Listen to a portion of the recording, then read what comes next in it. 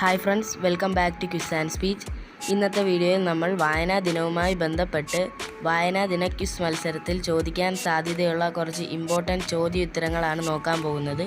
ഇതുവരെയും നമ്മുടെ വാട്സപ്പ് ഗ്രൂപ്പിൽ ജോയിൻ ചെയ്യാത്തവരുണ്ടെങ്കിൽ ഇപ്പോൾ തന്നെ ജോയിൻ ചെയ്യുക. വാട്സപ്പ് ഗ്രൂപ്പിൻ്റെ ലിങ്ക് ഡിസ്ക്രിപ്ഷൻ ബോക്സിലും കമൻറ്റ് ബോക്സിലും ഉണ്ട്. വായനാ ദിന ക്വിസ് മത്സരം നമ്മൾ വാട്സപ്പ് ഗ്രൂപ്പ് വഴി നടത്തുന്നുണ്ട്.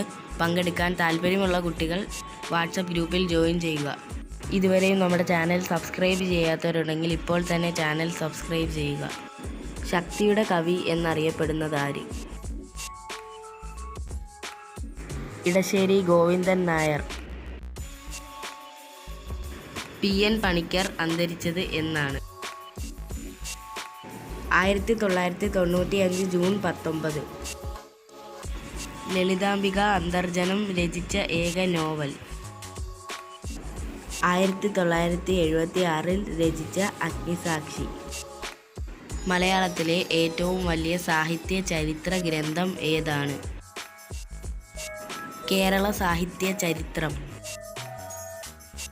കേരളത്തിൻ്റെ സാംസ്കാരിക തലസ്ഥാനം? ഉത്തരം തൃശ്ശൂർ.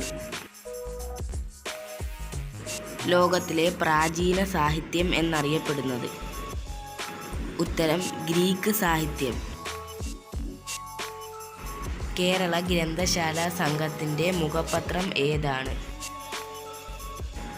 ഉത്തരം ഗ്രന്ഥലോകം. മലയാളത്തിലെ ആദ്യ സന്ദേശ കാവ്യം ഏതാണ്?